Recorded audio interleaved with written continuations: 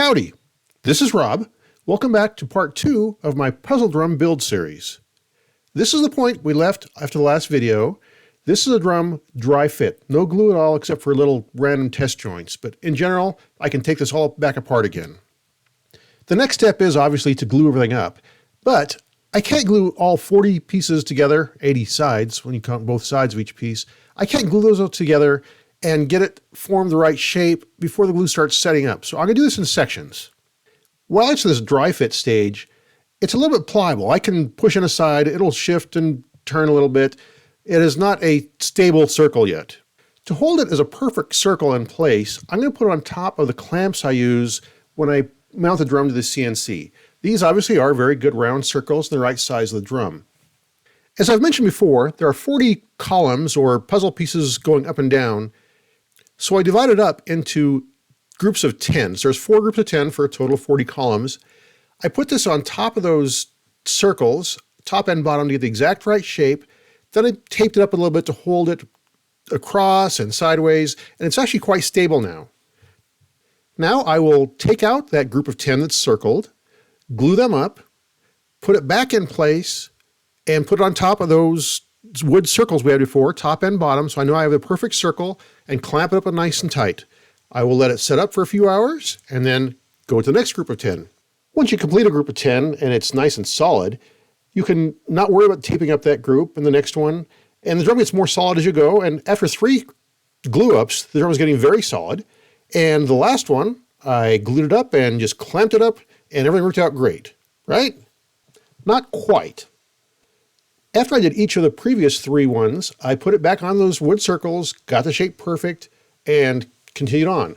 On the 4th one, in my mind, it is already set up, and the 3 previous ones are going to hold the shape perfectly. No need to use those wood circles.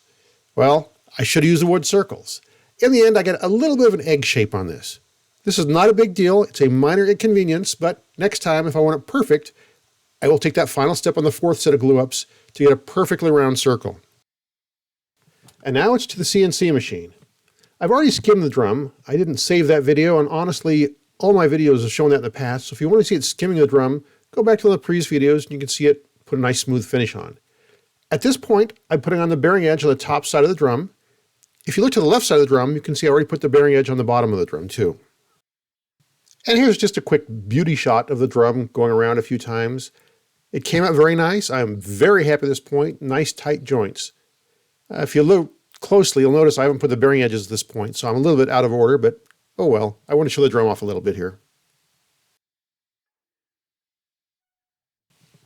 Before the last video series I did, I changed the jig holding system I use for doing the inside of the drum. Much of that's new, and this is the second drum I've done it with. I have to say I'm very happy with this. Much better than the previous version. Holds the drum steady. I'm just going through some shots here. You can see how the belt winds around. That little pulley on the bottom you see there, normally the drum goes around that when we're skimming the outside of the drum. Once you skim the inside of the drum, we raise the drum up and put it around the gantry. This is the first pass, skimming the inside of the drum. You can see it's going around at relatively good speed. Those of you out there who are very observant might notice I'm using a bowl bit at this point. It's 3/4 of an inch wide, and it's round on each side of the bit, so it won't leave any little tattletale marks as it skims along. And we'll take a quick look at the software screen. You'll notice it's spinning around there. That's actually a representation of the drive gear going around. And if we look at our statistics up there, the X is moving to the right. You can see it slowly moving to the right. Z is set at 0, that's the height. And A is the degrees of rotation. And one more quick shot of a skimming pass on the inside of the drum. This one, as you can tell, is sped way up. This is the jig I use for finishing the drum. You can see the drum spins freely here. I call this thing the spider. I'm not sure why. It just has arms sticking out. You can see there's on a threaded rod and there's bolts on each side. If I tighten those bolts, it pulls that in and pushes out and grabs the drum. If I loosen the bolts, it loosens and I can take the drum off. I don't normally do product reviews or endorsements, and this certainly isn't a paid endorsement. I don't even know what brand this is, but for Christmas, I have these foam pads that go between the sander and the sandpaper, and they have a lot of give to them. For sanding a non-flat surface like a cylinder or the inside of a drum, they work great. There's a lot more contact area between the sandpaper and the object, and it's much more efficient. And they also work great for hand sanding. Now it's time for the first coat of finish. As you've already noticed, I don't have a spray booth or a spray gun. I like a wipe-on finish. I'm using General Finishes Armor Seal. I really like this finish. It is more labor intensive because I put a lot of coats on and sand between coats and stuff, but it really does pop as you put that finish on. Before putting the finish on, I did sand up to 320. For the first coat, I put it on pretty heavy since it will absorb into the wood. Future coats will stay on top and won't soak in, so I'll use probably half as much finish at that point.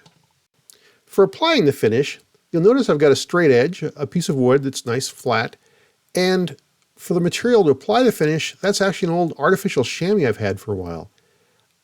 I'm really starting to like this chamois straight edge technique. It leaves less lines and imperfections in the finish, and that means less sanding down the road later. It's really evident how much better finish it gives when I put an extra thick layer on, like this first coat.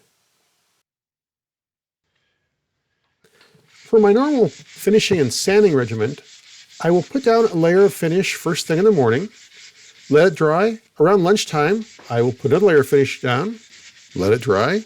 Around dinner time, another, and then in the evening, one more. Pretty much 4 hours between each coat of finish. Then I'll let it dry overnight. Then first thing in the morning, I will get 400 grit sandpaper, give it a nice sand, and then start the whole regimen over again. I will do that 4 or 5 days in a row. Many layers. It takes many days, but in the end, it only takes a few minutes each step, but that's spread out over multiple days. After my 4 or 5 day regimen of sanding and finish and sanding and finish, the next day I will sand again, 400 grit sandpaper like I am now again, and then I'll start wet sanding. I'll start with 600, 800, 1000, 1500, and 2000 grit sandpaper. At this point, the finish is very smooth. Not a gloss yet, but very smooth, no imperfections. Have to say I'm very happy with this. If you've noticed me do other drums, sometimes I do a 3D carve, and it's hard to do this on that. You can't sand into a 3D shape because it sands away the shape. So I get a much better finish on drums like this than I do with a 3D shape. I get good finish the other ones, but this one it's much easier to get a mirror finish, which we'll see in a little bit.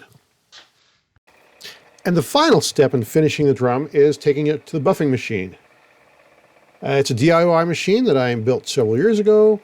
Works fine, nothing special about it, doesn't need to be special.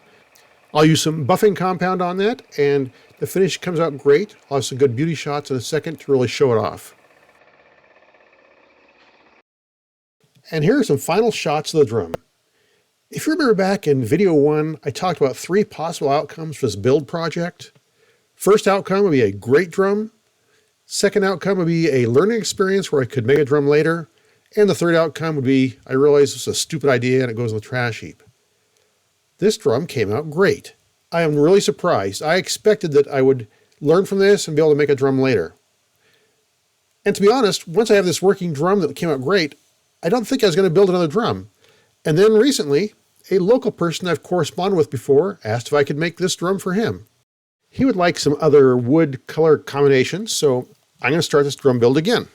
I will not do another build video for the same build process, but I'm going to post pictures on my Facebook page.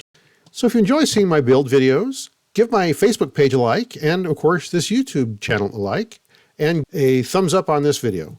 Thanks for watching everyone, and have a great day.